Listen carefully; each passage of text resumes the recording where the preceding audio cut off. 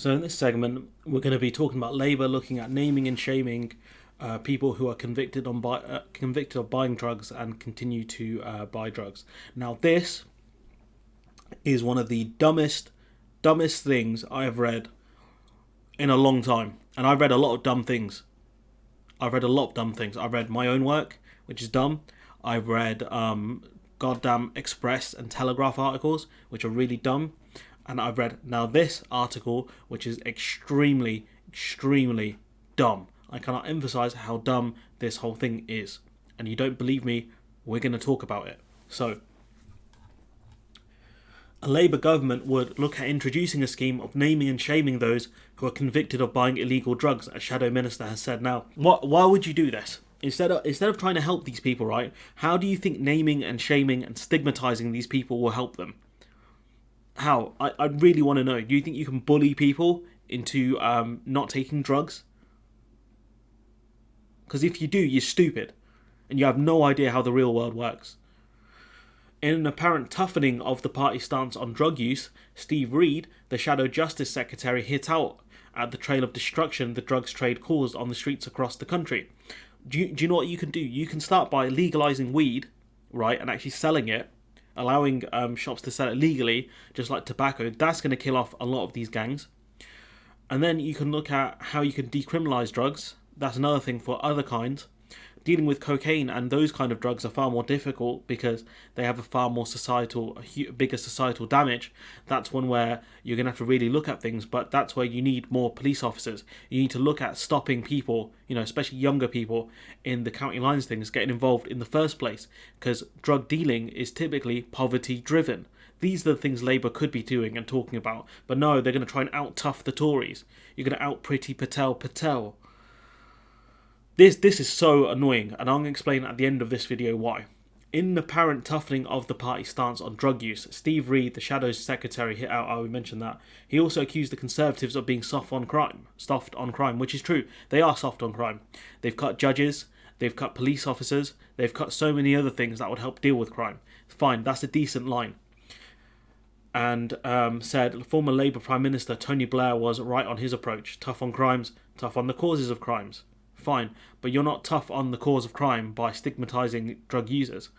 Tory cabinet ministers, including the Home Secretary, have previously floated similar policies, repeatedly vowing to name and shame middle-class drug users, which again is simply like, what are you going to do? Say, oh yeah, this guy takes drugs.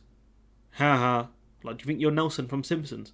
What do you achieve by doing this? All you're going to do is push people to have further cause to use drugs. You're going to push them into depression and things like that. And drugs for, a lot of people are a thing that helps them avoid the realities of life, the hardships of life or their past.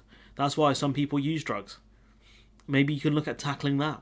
Maybe you look at actually helping people with mental health issues instead of having waiting lists that are, months upon months. Just ideas, guys, the Labour Party. But a charity specialising in drug law said it was nonsense, that naming and shaming could have a deterrent effect, and said both of the main political parties operate in an evidence-free zone in regards to drug policy, which is true because they think the way to go is a war on drugs. We need to punish drug dealers, which we do, and drug users and anyone in between.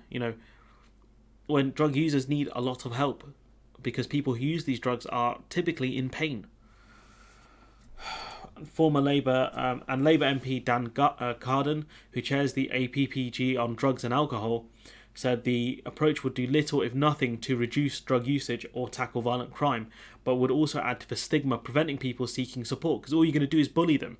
Bullying doesn't work. Fat shaming, it doesn't work. In an interview with the Daily Mirror, Reed was said to have highlighted a scheme naming and shaming people convicted of buying drugs during his stint as a local councillor and leader of Lambeth Council. Did it work? Did it work? You don't answer the question. Asked whether the same could happen in a Labour government, Reed said, we're going to look at it, blah, blah, blah, blah, blah, blah, blah. Did it work, Reed, when you were highlighting this scheme, when you were in charge of a council? Like, what kind of Labour MP does this? Is this what the party has come to? Bullying people, vulnerable people in society. Like, the Labour Party should not be like this. And this is what happens when you let in people like Rachel Reeves and these other clowns who only know how to out-tough the Tories. They don't know actual policies. They don't understand the base, the membership. We wanted to send out the signal that if you think it's acceptable to come and buy drugs here and leave behind you a trail of destruction the drugs trade causes on our streets. So essentially saying the people who buy drugs are at fault for the crimes that drug dealers carry out. We will do everything we can to stop you. We'll let your friends, family and employers know what you've done. So what you're going to do is you're going to let their employers know, so they're going to get fired potentially from their jobs, which is going to push them further into the hands of these drug dealers, who will now get them to start probably dealing drugs. Why? Because they need money, because they're addicts. They'll do anything to get a fix. So you're going to get people who are typically more high-functioning addicts and shame them and force them out of employment. How is that going to help them? Especially given how expensive it is to get mental health care in this country. What if they've gone private and they've said, oh, look, I need to fix my life? And then you get them fired from their jobs. What's that going to achieve?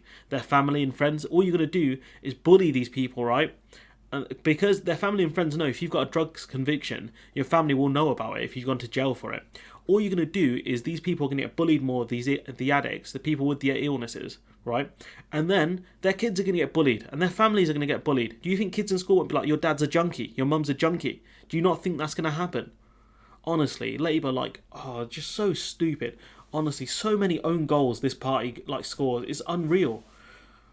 Mr. Carden, a former Labour frontbencher, highlighted that drug and alcohol deaths were at record levels and said tackling this complex growing problem requires investment in the evidence-led solutions of treatment and recovery. You need to look at why are these people consuming so much alcohol and drugs that is causing physical harm to them. Why are they doing this? These are the things Labour need to look at. These are things Labour need to tackle, but instead they're going for, we're tougher than the Tories. The tough on drugs rhetoric is outdated and ineffective stance on the drug policy. The drugs war never won. It didn't work. All you do is you make gangs stronger. You make cartels stronger. That's what happened in the American drug war. They lost.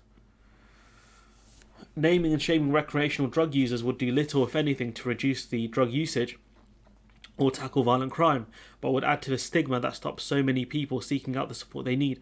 Bullying people is not a way to get them to support themselves. By commissioning the landmark Dame Carol Black review, the government has finally started to face up to the failed approach of recent decades. Now, I'm not familiar with this review. I'm genuinely not, but, it does look like, trying to name and shame people doesn't work. I will continue to press ministers to build on this with a whole system health-based approach, which is true. That's what we need to do. That's why drugs like methadone exist, to help people get over their drug addictions, to give them a substitute which is far better for them. That's what we need to start investing in more, to help people get off drugs, to give a proper evidence-based, society-led based approach which says that you're not a bad person for having an addiction, but you do need help. That's the approach we need to go with. Release, a charity and centre of expertise on drugs and drug laws, also told The Independent, when it comes to drug policy, both the main parties are operating in an evidence-free zone. The idea of naming and shaming people will act as a deterrent is nonsense. Drug use in Lambeth certainly did not disappear, and you'd have to look at the specifics of drug usage in Lambeth, but that councillor, or MP, didn't actually give the statistics, did he? Wonder why. We know what works, and from countries across the world that have taken a different approach, over 30 jurisdictions have ended criminal sanctions for drug possession offences and instead invested in public health responses. I think Portugal is one of those countries where they've done that, where they will help people, give them, drug substitutes, which we do in the UK as well, but it's not done enough. They said Labour really need to demonstrate they are the party of evidence and avoid what they think are populist positions, especially given that nearly 2/3 of the public think criminalisation is futile. And if the public are even on side with this, then Labour are wrong. And what they're doing is trying to go with we're tougher than the Tories. Rayner saying shoot terrorists first, ask questions later. That must be nice if you're white, but if you're a minority, that's not a very nice feeling. Especially when you're a brown one. So yeah, Labour just... I just don't know, man. I just lose faith in these people. I really have. I say this all the time to a lot of different people that, I want to believe in Labour like I believe in the heart of the cards, I know they're going to pull through in the end, but with policies like this, they might not implement it in government, but just rhetoric like this alone feeds into the idea that people with drug addictions are bad people. And it just hurts me. And if you're in, if you believe this is a good idea, then comment below, because honestly, right, you're just going to lead to more people being bullied, more stigmatization, just more and more problems. It's abhorrent, absolutely abhorrent. But I'm going to leave it there. Let me know what you think in the comments below. Like, comment, share, subscribe, support the channel on Patreon if you can, and hopefully I'll see you in the next one.